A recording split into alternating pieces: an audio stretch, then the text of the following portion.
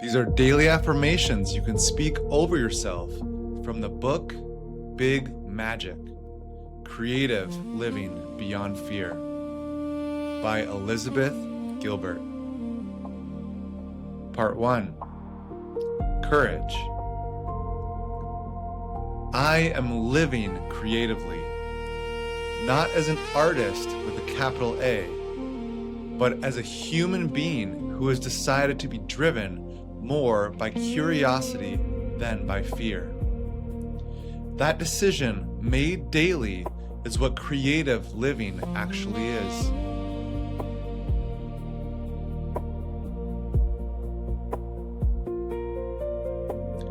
Fear will always be present. It is not the enemy of creativity.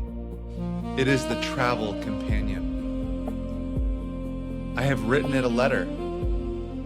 I have told it that it is welcome to come along for the ride. But it does not get to navigate. It does not get to touch the radio. And it absolutely does not get to drive.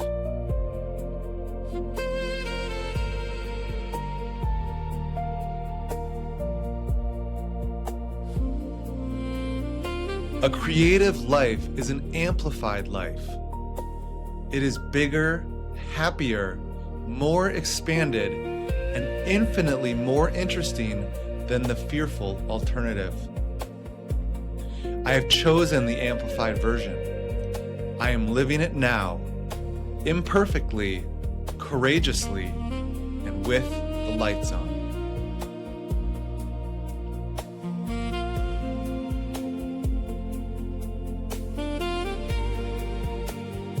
I do not wait until I am not afraid. I do it afraid.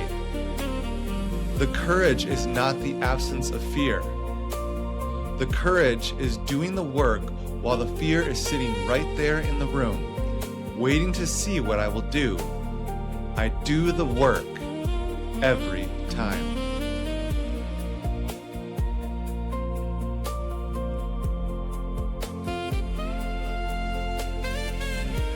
I have chosen to be a creator rather than a critic of my own life.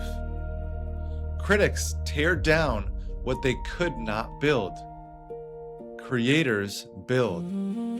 I build. Even when it is messy, even when it is imperfect, even when no one is watching and no one is impressed, I build.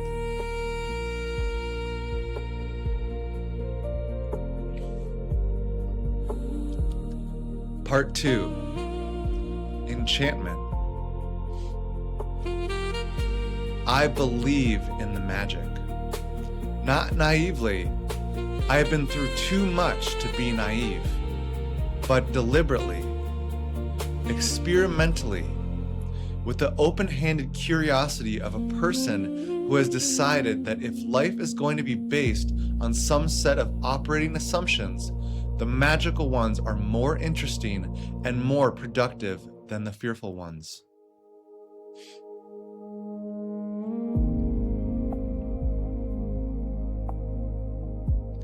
Ideas are alive, and they are looking for willing partners. When an idea finds me in the form of a chill, a sudden knowing, a question that won't leave me alone, I take it seriously. I say yes. I begin. Because ideas do not wait indefinitely, and I am not willing to watch this one leave.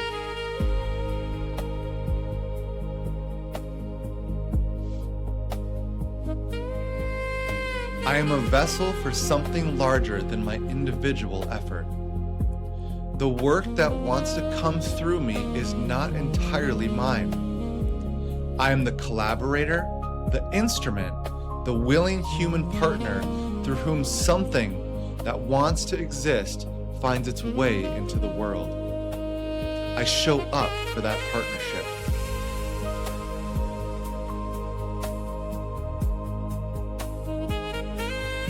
I do not need to understand the mechanism of inspiration before I can use it. I do not need to know where the ideas come from before I can act on them. I act first. The understanding often follows. I have learned to trust that sequence.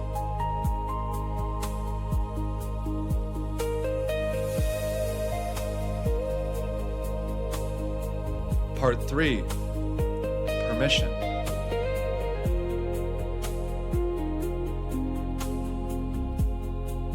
I give myself permission to create, to begin without being ready, to make something imperfect and put it into the world anyway.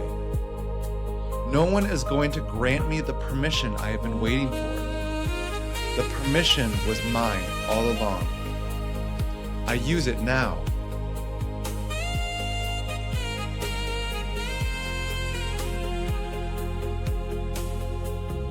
I do not need a degree, a credential, a title, or someone else's endorsement before my creative work is valid.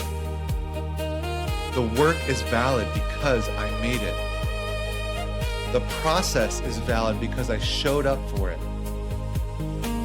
The experience is valid because I lived it.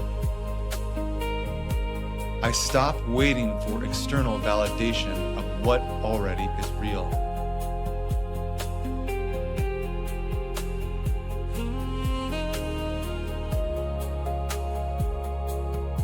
Authenticity matters infinitely more than originality. There is nothing new under the sun, but there is something that only I can make in my voice, from my experience, through my particular perspective on the world. That is the offering. It is enough. I make it.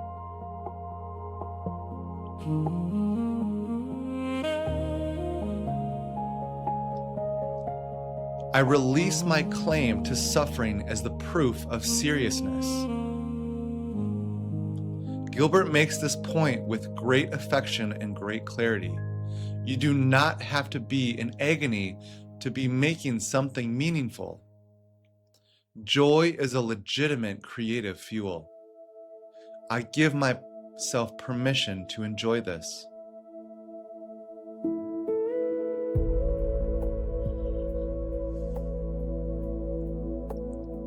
I create for myself first, not because I am selfish, but because the work that comes from genuine personal delight has a quality and energy that work done for approval can never match. I delight first. The audience finds what they need in that delight.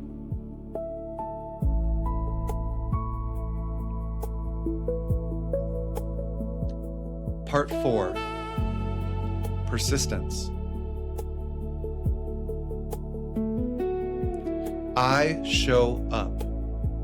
Not when I feel inspired, not when the conditions are perfect, not when I am certain it will be good. I show up every time I said I would, and I do the work. Inspiration is a visitor. Discipline is the resident. I cultivate the resident.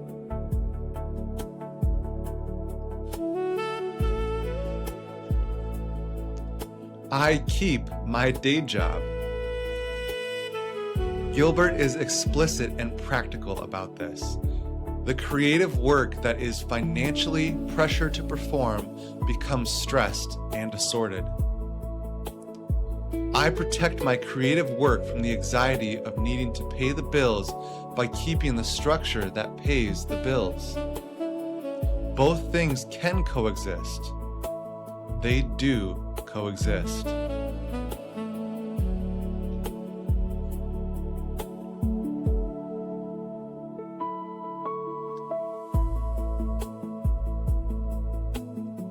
I am not a perfectionist. Perfectionism is fear wearing a sophisticated disguise. It tells itself it is about standards, but what it is actually doing is preventing completion. Done and done imperfect beats perfect and unfinished every single time. I finish things.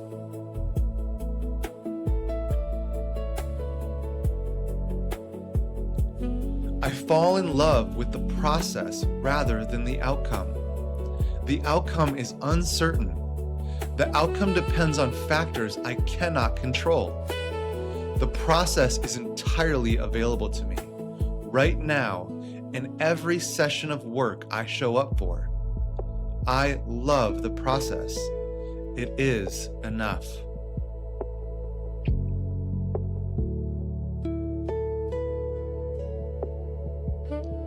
I keep on going, even when the magic seems to have left the building. Gilbert is honest. The magic does not always feel magical. Sometimes it feels like the most boring slog imaginable. I show up for the slog. The magic is still in there. It reveals itself to the person who stays.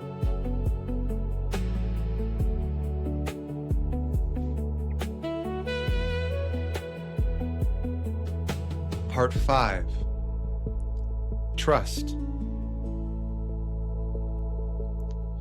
I trust my creativity. It is not trying to destroy me or embarrass me or prove that I am a fraud. It is on my side. It wants to work with me. The tortured artist narrative is a choice, not a requirement. I choose the partnership over the suffering.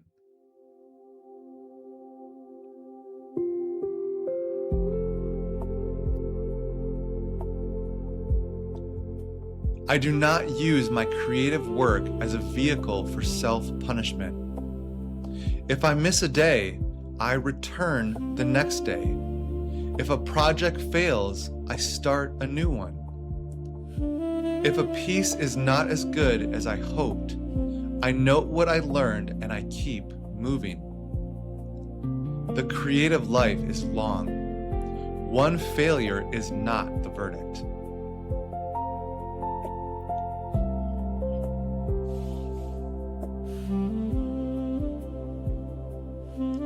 I am allowed to be curious about things that have no immediate practical value. Curiosity is not frivolity. It is the engine of everything Gilbert says matters. I follow what interests me, even when I cannot justify it, even when it does not fit the plan, because the plan is less important than staying alive to what lights me up.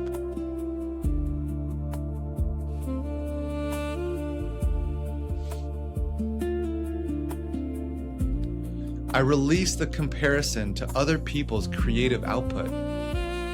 Their output says nothing about what mine should be. There is room. Gilbert is insistent about this. The creative field is not a competition with a limited number of slots. More creation from more people makes the whole field richer. I add to it without apologizing. Part 6. Divinity.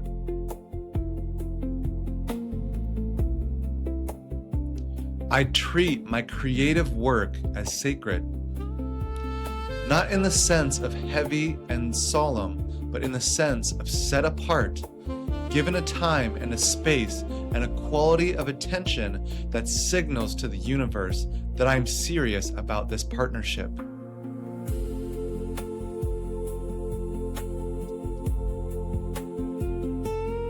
I choose to be a trickster rather than a martyr. The martyr believes that all truth is revealed through suffering, that creative struggle is the proof of creative worth. The trickster says, I did not come here to suffer. I came here to make things and have the most interesting life possible. I am the trickster.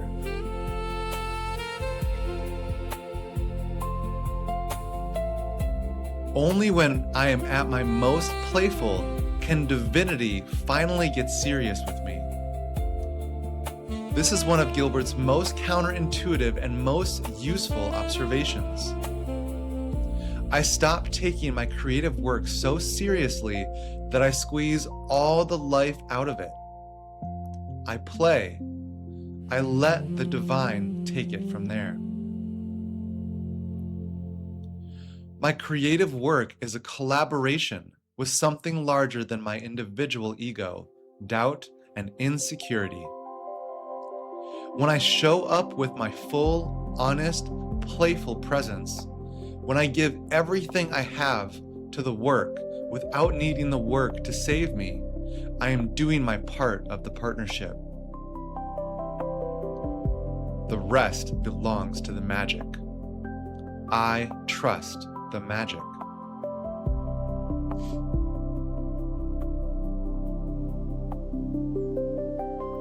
A creative life is worth living for its own sake. Not because it will make me famous, not because it will prove I am valuable, not because it will fix what is broken or justify what I've been through, because it is alive, and I am alive, and life calls to life. I answer the call.